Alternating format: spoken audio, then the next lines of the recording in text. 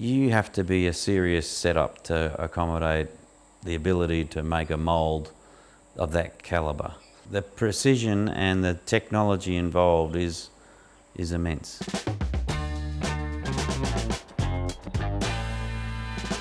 Well, we were on the previous boat, which was a sailing catamaran.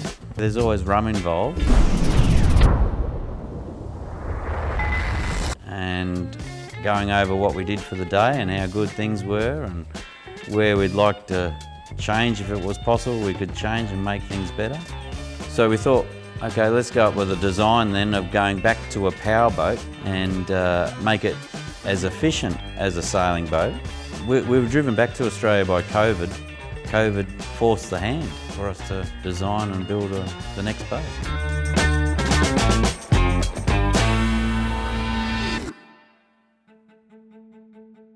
We went to all, I would say nearly all the boat builders in Australia, and they were either too busy, it was too big of a job, or it was going to be too expensive.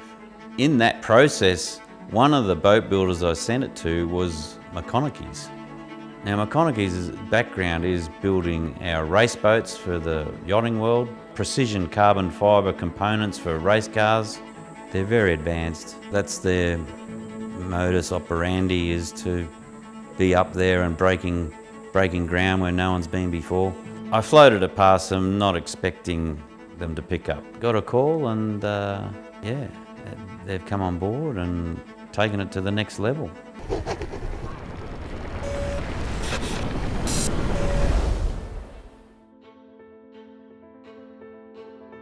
"24 metre or 80 foot is getting up there. You have to be a serious setup to accommodate the ability to make a mould of that calibre.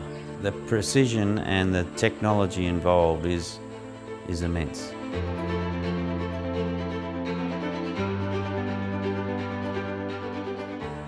What makes it easier is the 3D modelling that goes on with McConaghy. They're modelling it all the time, so you can see it in 3D, but you're fine-tuning all the way to launch. And they were happy to do that. Overall, it's a 24 metre power boat, power catamaran. It's got modern lines and approach to the sea with the bows. To the eye, it's like, this is new. This is not another one of those catamarans.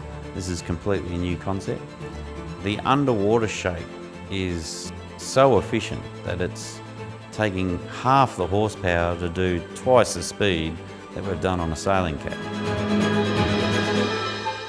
The other thing too was efficiency. We're always trying to be more efficient. The previous boats were burning fuel rates we do it per nautical mile, and this boat was to do half that fuel burn rate. And that's mainly because we could get 7.2 kilowatts of solar cells up on the flybridge roof, and the Victron system is working very well to run the boat during the day and well into the night, and the requirements for a generator is nearly nil.